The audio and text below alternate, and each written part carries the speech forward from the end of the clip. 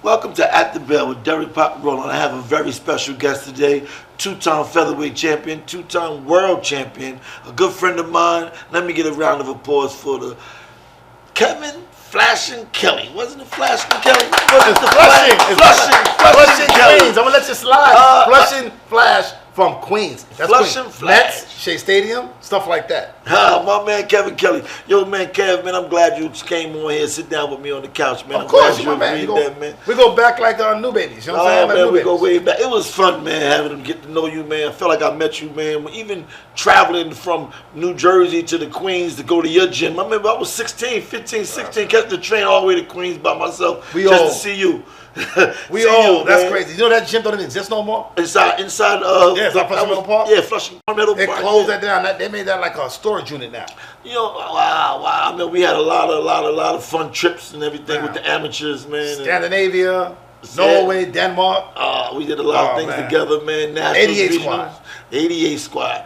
You know, I wanted to go back to you about even before that, before I even met you. What age did you start when you was fighting? I was 15. 15. Actually, they used to call me the baby because I had the least experience of everybody. How'd you start? How'd you get into boxing? I got a box. I wanted a jacket, and to get the jacket, I had to join the gym. So what happened was I joined the gym to get the jacket. They don't give you the jacket right away. So after a few months, right, I couldn't go to that gym no more. I had to go to another gym. That was a PL gym. They had a jacket, but it was green. So I joined that gym to get the jacket, and the jacket never came. But I didn't worry about the jacket no more. The sport obsessed me. I felt God. You know, God. That was God's plan. He has a way of attracting your attention. And that jacket was my attention grabber, but my skill and the stuff that I had in boxing, I didn't know I had that. Well, that's a wonderful story. A jacket got you. Yeah, that's such an outstanding life to get to travel around That's the the world. inspiration. That was the inspiration. Wow, it was a black jacket. I'm gonna give him credit. A black jacket, and I never seen it. It was yellow. It was like neon yellow. It said "Time Out Boxing Club," and it was yellow. It was like a bright yellow. And the guys on the block were like, "Look at that jacket!" And I was like, "Oh, I get one of those. I must be the man, right?" So I want to get the jacket, right? And I got a career.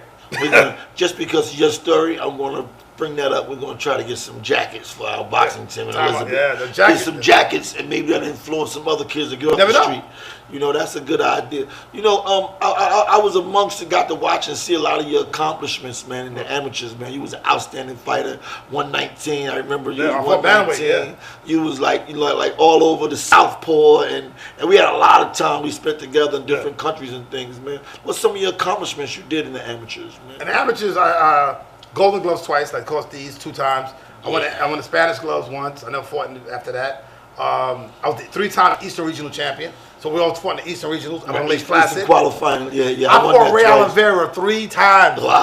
I talked to him. I talked to Ray Oliveira from time to time. He said, "Kev, when you showed up, I hated that tournament." Yeah, I loved Lake Placid. We always made the finals. Me and Ray Oliveira always made the finals. I remember you used So the Eastern Regionals is a tournament that's covered on the East Coast. So when we approach the Nationals, right, we're the best on the East Coast. Right.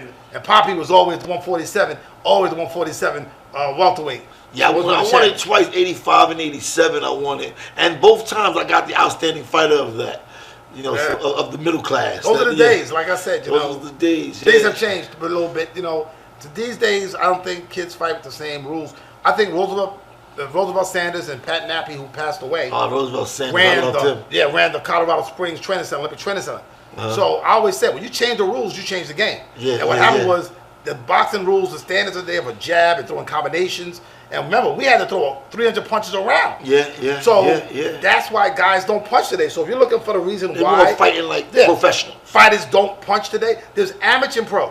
Right. Amateurs is quantity over quality, and pros is quality over quantity. Yeah, that's the way it works. Yeah, that's exactly. I train the kids like that. I tell them all, like, if you ain't gonna throw no punches, turn pro. Yeah, you know. But matter of fact, you need the punches to win the pros too. So I tell them all the time, the longer you can stay an amateur in the pros, the better you're going to be. If you notice that when guys get to a certain level, they slow down. What I did in my career to rejuvenate my career, guess what I did?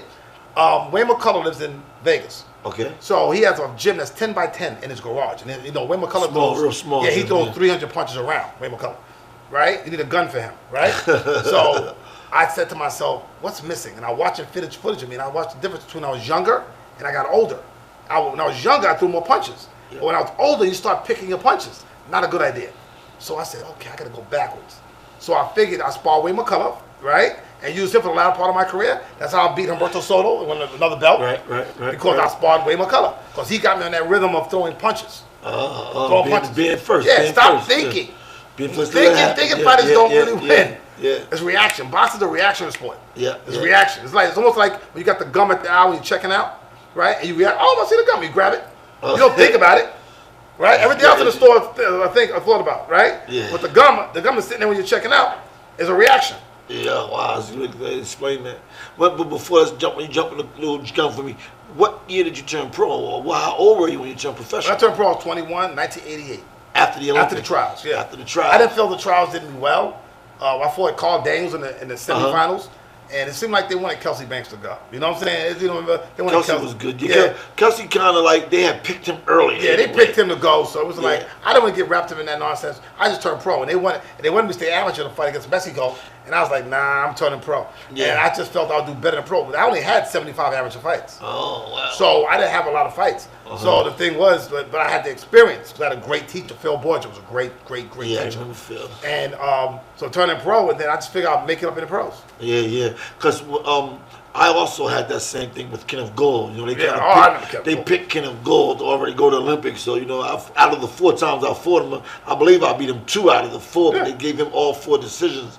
So you know what, let him have it. And they picked him already, let me go pro. Politics in amateur boxing. Yeah, let him have it. It's politics. People don't understand the politics of the amateurs because they maneuver certain guys. Kelsey Banks was the only Pan-American gold medalist we had. He was the only guy on the team, Pan-American gold medalist. I understand, you know what I'm saying? But at the end of the day, doesn't make it right.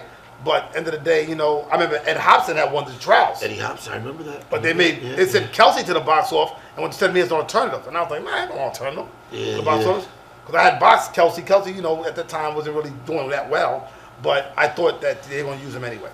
Yeah, I remember Kelsey. They had picked him. He like kind of stood out at all the nationals. It was like he was special. It's great, yeah. But the whole thing was, you know, the thing about Kelsey, he lives in Vegas. I see Kelsey. I saw him at MGM. I think he works there, right? Yeah, and the thing is this. The guy, which I guess, you know, destiny, right? The guy that knocked out Kelsey Banks in the Olympics was my teammate, because my manager had signed him and brought him from Holland. Ain't that crazy? We would have had fought if I went to the Olympics. Oh, wow. Yeah, ain't that crazy? You've been teammates. The guy that knocked out Kelsey Banks in the Olympics wind up being my teammate named Regilio Tor. He lives in New York. Named Regilio Tor. What country is he from? He's from the Netherlands, from Holland. Oh, okay, that's why I fought. You look at my record. I fought in Holland 13 times. What was the transition like, man? When you transfer now amateur to pro, you had to make some kind of switch. The big thing is not to transit. That's what I said about punching. Do not change what you already have. The thing is with fighters, I've been studying us for years. That you know we go pro and we think, oh, so I'm picking my shots and no. What got you there is going to keep you there. But how you gonna, like in the amateurs, we're only talking 3 rounds. So 3 rounds, you can punch 100 punches around. Yeah. You can't do that in 12 rounds. So what you do? But the thing is, keep throwing the jab. Keep the jab consistently. All right, always working. Keep a lower pace of working, but you're working. You know what I'm saying? Yeah. You don't have to work at that rate, but you can keep working. You know what I'm saying? You might go from, you're driving a car at 65 miles an hour, right? Yeah. You go to 55. That 10, you really don't feel that much. You know what I'm saying? And that's where you got to be, in that rhythm. I have a lot of young fighters that I'm training now that I want to watch that and hear that. Because I tell them all the time, but they're amateur. Got to keep moving, keep the jab, keep more punches to throw. Listen, the rate is like this. There's a ratio thing. Yeah. If I throw 10 things at somebody, right, 10 of them, maybe 1 to hit them, right? Yeah. But if I throw 1 and it don't hit them, I miss. Right? So it takes 3 punches to get 1 point. So if I throw 6 punches, 1 of them might land. So I might get a point, right? Yeah. So the more you throw. And that's what probably keeps Pocky so on top of of course. Because he throws so many punches. If the guys that throw punches do better in their career than the guys that don't. Wayne McCullough, pocket rocket. What's that guy? Jojo Diaz. Okay. Guys that are very consistent. Even Holyfield early on was very busy, right? And when you got speed, I was lucky I had a lot of speed, and I'm throwing punches like that all the time. I'm throwing ratios, 5, 6 punches. If you throw 4, I'm going to throw 6. If you throw 7, I'm going to throw 9. I teach the same thing. All the time. That's missing today. And that's what these young guys got to learn, to stay busy. I go to the gym sometimes and I go, oh my God, what's this guy doing? They throw 3 punches and they go like this. This is a sign of submission. Don't do that. Don't say your turn. It's like my father told me when I was a kid. You throw 2 punches, right? He gonna throw something back. What you gonna do, right? I'm not. If I do this, I'm saying punch me. That's dumb. Yeah, absolutely. I want to say pop, pop, pop, and say I dare to throw. Because you're only open when you throw punches. Did you know that? Yeah. That's the only time you're open. So I need you to throw. So I'm hoping you throw. So I throw mine, hoping you throw yours. Yeah. And you know what that reminds me of when you said that I had John Davenport, my first nationals in St. Paul, Minnesota. And after the first round, I couldn't. I fought my first round. The guy that won the tournament the year before, and he was just, I forget his name, but he was from Florida somewhere, and he was like just sharp, boom, and like. And I come back to the corner, and John Davenport said, "You want to beat this guy? What to do? What to do?" He said, "When he punched, you punch. But when he stopped punching, you keep punching." Yeah. And so when he would flurry, I'll flurry with him. Yeah. And then he stopped punching, and then I keep punching. Yeah. And I wound up beating him. That was a big upset. Because you're in the ring to throw punches, right? And I understand when guys go in the ring and don't throw punches. It's the weirdest thing I've ever seen. Yeah. Because they're just dancing, taking pictures and stuff. You got to throw. They say like this. This is the rule, and they teach it to your kids. When you're throwing punches, you got to be defensive. When I'm throwing punches, so I want to keep you as defensive as possible. I don't want you offensive because you got a chance of beating me then. Yeah. So if I'm throwing punches, so tell the kids, and when you're throwing punches, he got to be defensive. He's got to block what you're doing. They say the best the best defense is offense. Yeah, of course. Absolutely. No, you know, we had a lot of history together, you know, making these trips and everything, man. And you used to have this little thing that used to bug me out a little bit with the Morris Day imitation thing, man. Yeah. The bird, all that. Imitation. I love the Morris Day, man. That was funny. We had a lot of fun things going on. That's the thing. I got his whole album. Those trips changed our lives, man, you know. What happened, man, you know, when you transition, man, when you figure like, okay, listen, okay, it's over, man. You got into the commentating and you're doing really well. And what happened, man, when you said to yourself, like, okay, 89. All right, it's over, man. I'm not boxing no more, I'm not fighting no more. After all your accomplishments, first give me all your accomplishments in the professionals. Well, first of all, like I said, you know, with me, you never know what you're gonna get. Boxing is a hidden agenda. It really is for everybody. Because you don't know how good you're gonna do. We all got a vision that we're gonna do well. Right? But we don't know how well we're gonna do. Right? Some guys I seen do okay. Some guys did better. And we like Bomani Parker. I thought Bomani Parker was gonna be a monster as a pro. Right? And I feel accomplished being part of guys like you, guys like Roy Jones and Riddick Bowe and all these guys because I learned so much from you guys because I was the baby. I had the least amount of fights. Right. Okay? So I was the baby. So I was watching and learning from all of you guys. And I said, if I'm on the level with these guys, I must be pretty good then. Right? Because I remember when I had 10 fights and I was in the Nationals. I had 10 fights. And they were like, how many fights you got? I was like, 10. And I beat a guy, I'll never forget it, he had 250 fights. And I wasn't amazed that I beat him. I didn't understand the confusion after the fight was over, right? Because I was a kid. I was like, you know, it was a boxing match. You know what I'm saying? Win or lose, right? I didn't understand it. And then it was playing 250 fights. I never knew that he was supposed to beat me. Nobody told me that. You know what I'm saying? Nobody told me that. So I didn't know. So I just went in the ring with guys I didn't know. 300 fights. I fought Michael Collins twice, right? Oh no, I fought him twice. I fought Michael Collins, and he was like #1 in my weight class. And he had he was in the '84 trials. I started boxing in '84. You know what I'm saying? Like, so it was amazing that these guys that came from the '80s. And you was beating them. And I was beating them. It was like, wow. A lot of heart, a lot of strength. You had a lot of that go. But you're right though. It was the energy and the constantly. When you don't know, it's like to anybody. When you don't know, if nobody tells you, then you just go off reaction. That's what boxing is. I just go off reaction on how to beat this guy. Right? I go off the smarts and moving my head. Okay, he's doing this. He's trying to do this, and I'm figuring out like in the gym. The best information I ever got from my trainer was, Kev, you know how to play tag? Oh, I'm the nicest at it. He said, play tag. Play tag. And that's what boxing is. It's tag. I'm going to hit you and you ain't going to be able to grab me. You know what I'm saying? That's something to think about. So when you teach kids, you play tag, because in correlation to kids in the street, you got to use street knowledge so they can advance. You know what I'm saying? And it makes sense. So my trainer told me, I heard you're the best slap boxer in your area. I was like, oh, yeah, I'm nice. I'm nice with mine, right? And so my trainer said, can you slap box? And that's how I got to do what I did, because it's originality. You're creative. When you're slap boxing, you're creative. Right? You're trying to find ways to hit them. So when he told me that, I was like, wow. It was a good translation. Oh, that's good. That's good. So what other compliments you got? 2-time featherweight champion? I got 3 Hall of Fames. Now I'm in the Las Vegas Hall of Fame, New York Hall of Fame, the Rochester Hall of Fame, so I'm up here too. I've been commentating since 1989. First fight I did was Holyfield Foreman on radio. Okay. I've done everybody, commentated everybody with Mike Tyson. Oh, I never worked for Showtime for Don King. So so other than that, I do Tyson. But I've done everybody. Hasi Rockman, Freitas, Mayweather. He fought on my show. I had a show called KO Nation, a rap boxing show that was on HBO for a while. What was it like for you, man, when it was over for you? When that final bell was like, you know what? I got the funniest I can't story. fight no more. I got the funniest story. When I was boxing, right, I was talking to Marlon Starling one day, the great Marlon Starling, and I said, "How do you know when it's over?"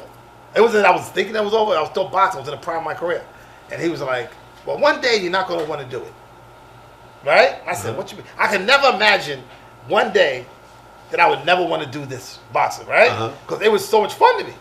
I was traveling. I was traveling around the world. I'm a fan of what the boxing was. I watch me like a fan watches me. Okay. You know what I'm saying? I don't watch me for real. I watch me like, I don't say, oh, that's Kevin. Oh, why are they? Oh, you know. So I was watching this and I couldn't believe, you know, in my brain, right, that this was happening. You know what I'm saying? Everything around me is moving, evolving, and then I couldn't believe that I would one day want to not stop doing this.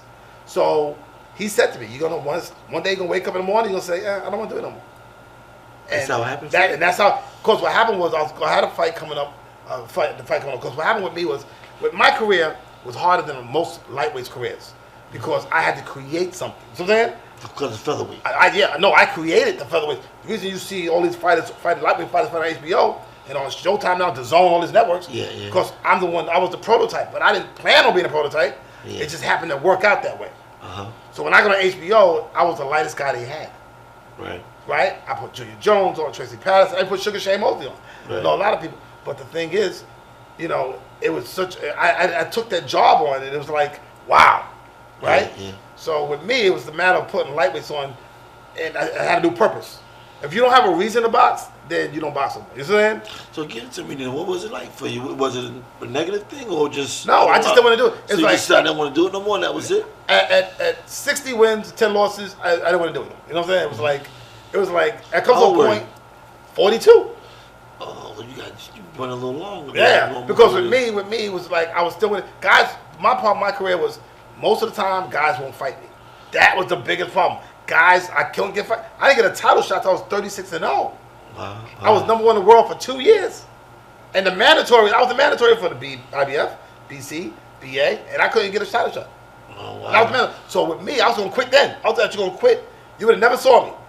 I was gonna quit at 36-0. I was done. Fighting guys that, to me, I wasn't going nowhere with. You know what I'm saying? Right. I'm already #1 in the world. I won the BC Continental belt. I had that. Who'd you turn pro with? Bill Bykoff. Bill Bykoff. Actually, the father of the man that invented vitamin water, which was Darius Bykoff. Okay. So you got the title fight. You made some things going on. But let's just talk about when you decided that it wasn't going to happen. You don't even like it no more. Did you think about what the hell I want to do with my life now? What I'm going to do now? No, because I was commentating at the time, right? I was commentating, and I always feel I'm in God's hands, right? What I'm doing. I know with me, I'm in New York. You know, I was like, I'm looking at, you know, I was living in Vegas at the time, and I was like, you know, I'll commentate, I'll do this and that and the other, and it was working out for me, right? And I went to the travel business. I was thinking of something close to what I'm already doing. So you were working. So I went to the travel business. I had a friend of mine who worked at this resort called the Grandview. It's the largest resort on the West Coast. He said, come down and take a look at this thing, see if you like it, right?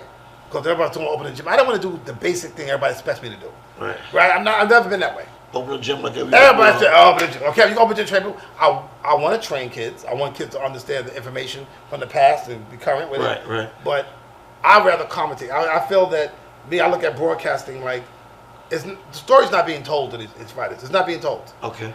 You know what I'm saying? To me, it's like when you can hire, we're the only sport in the world that they hire somebody that's not from the sport to commentate a fight.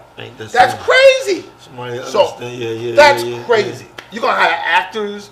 I've commentated with Master P before.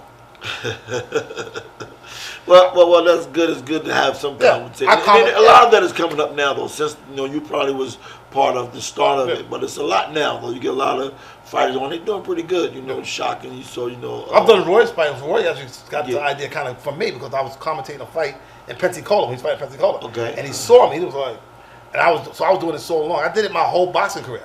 So as I was boxing, that's why you saw me. Sometimes I'll fight Saturday, and the next Saturday I was fighting on the same network. Because you commentate. Yeah. ESPN. I do a fight on ESPN, and then on Friday, and then I would promote my own fight. I said, well, next week you'll see me. I'll be on ESPN fighting. So I did a lot of that. People don't even know. I even did a fight where check this out. I like to stretch the limits. I boxed, got out the ring, put the headset on, and commentated the rest of the card. Yeah. Oh wow. I want to make history. I would like to be the first. I'd be the first fighter to get a ring for boxing and a ring for commentary. Yeah. So that's good. You got into that. You found something you like. Yeah, I you got a show now that's going on. What's your show about? The Sucker Punch Show. The Sucker Punch Show. What's that about? That's it's 80% boxing, 20% what's there. We merge with everybody that does podcasts or does everything else, but we're like a different kind of show. We're like First Take, but on boxing. How do we get to Sucker Punch? How do we get to just that? If you got Instagram, put the Sucker Punch Show. You'll see Colin Gates, Kevin Kelley. You're gonna love this show. I'm talking. You're gonna love this show. I interviewed things that, like I said, just like in boxing, I feel things that I've done properly in certain sports. Okay. I do referees. I do judges. I do people what? Yeah. I'm doing that. I have some lined up referees. Recommend, like I said, touch people that people don't think about. Right. Like, for example, when this controversy happened with a referee in the ring, shouldn't he be the one to interview, not the fighters?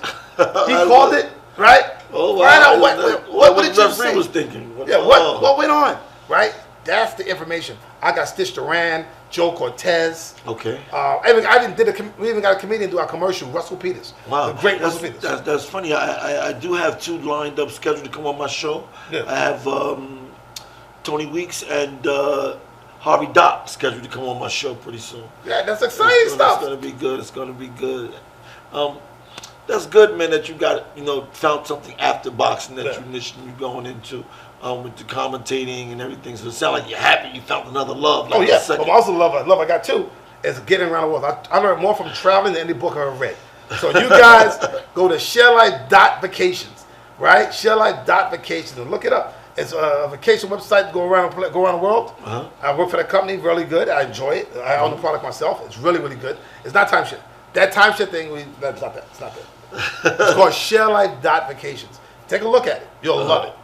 When we deal with passing that on, do you have any sons that you could pass this on? Well, I got 2 sons. One's the baby. He's playing football right now. Okay. He's 8 years old. My oldest son's 28. Boxing wise, my one daughter, she wanted to do a little bit. I don't make the mistake like some parents make, where you force your kids into things. I don't believe in that. Yeah. I believe let your kids find their own destiny. Okay, their own destination. So I encourage my kids to do it. I got one daughter that's a phlebotomist, my oldest. Okay. Second one, she works for Amazon. Third oldest is a massage therapist. She got that idea from me because I get massages at the house. Okay. Right? And my son works for a dispensary. And, all right, my oldest son. And then I got two in high school, and the baby, he plays football, and he's in 3rd grade.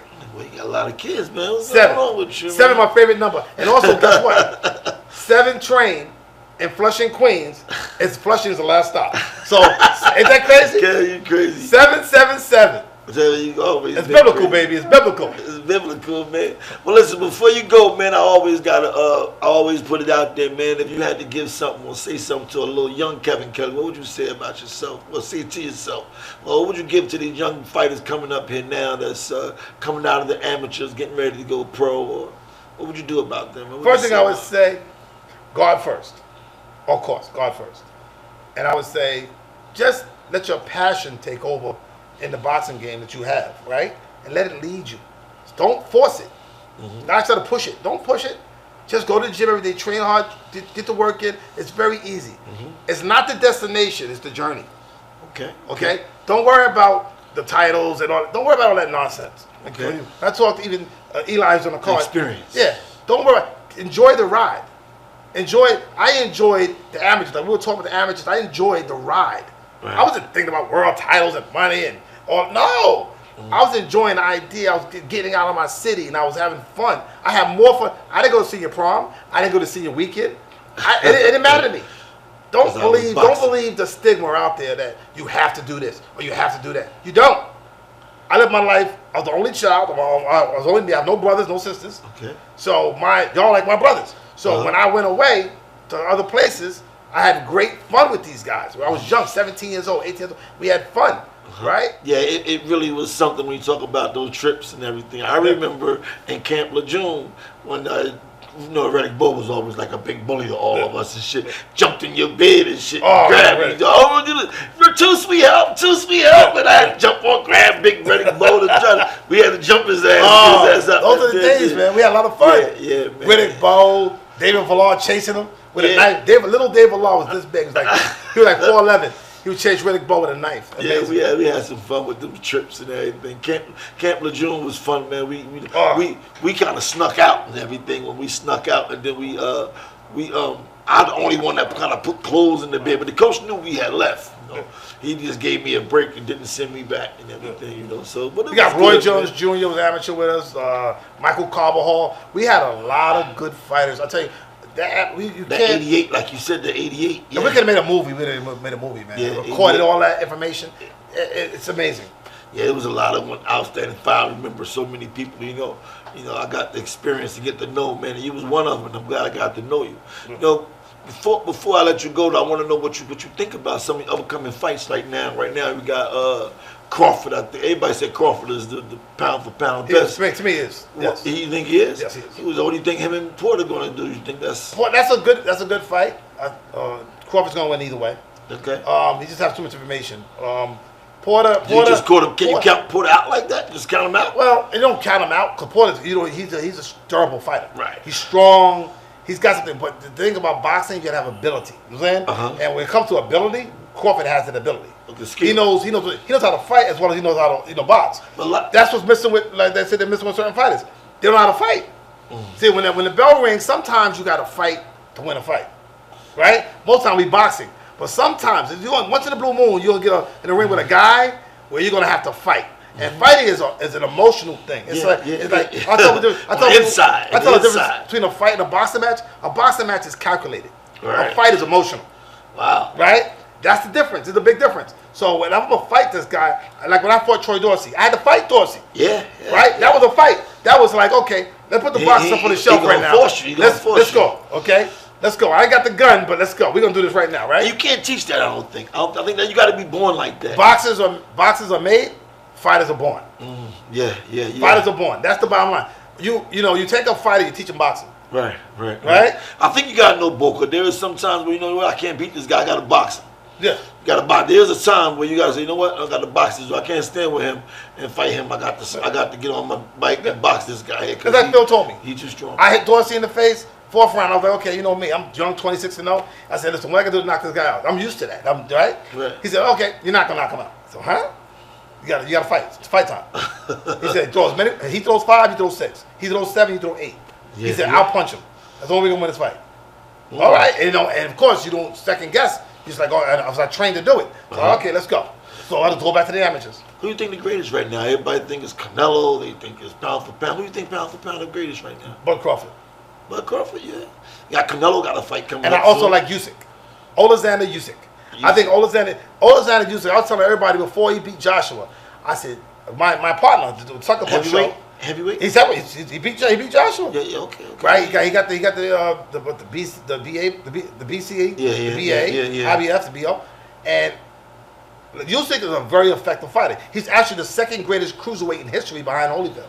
Yeah, but now that we got the trilogy with Wilder and I think that's over. Me personally, yeah, I think it's over. But it's over. Do you think somebody could beat Fury? You think somebody could beat Fury? Is the best of this era right now, and like he said, I agree with him.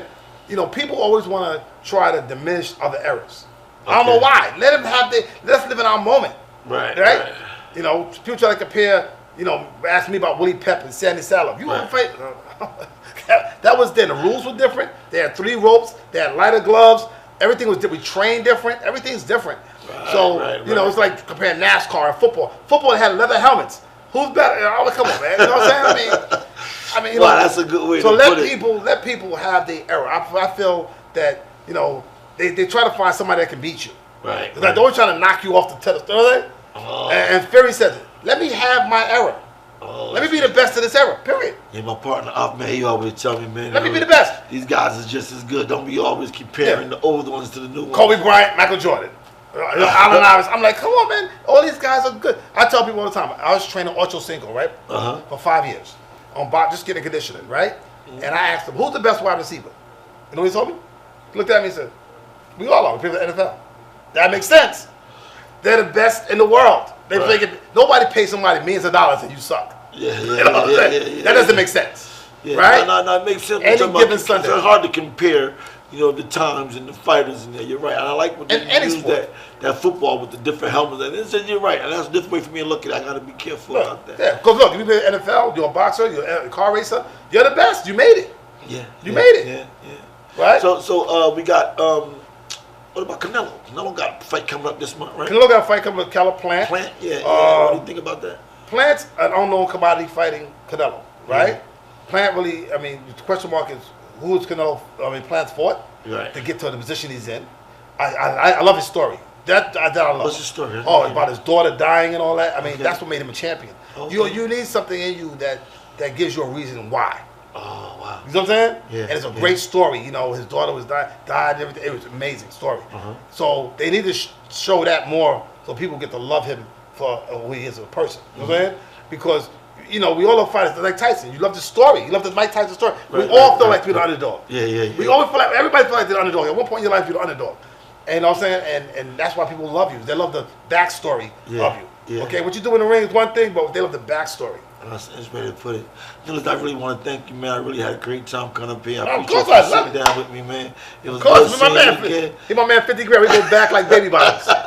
You're my man. I got a lot of love for you, man. People didn't believe me that we were this close like that. They got to believe it now. Oh, they don't know, man. They got to believe it. 17, 16 years old. Listen, man, I'd like to thank everybody, man, for sharing and watching our show. Like and share our show. We have the 2-time featherweight champion of the world, great, outstanding fighter, Mr. Kevin Flashing Flush.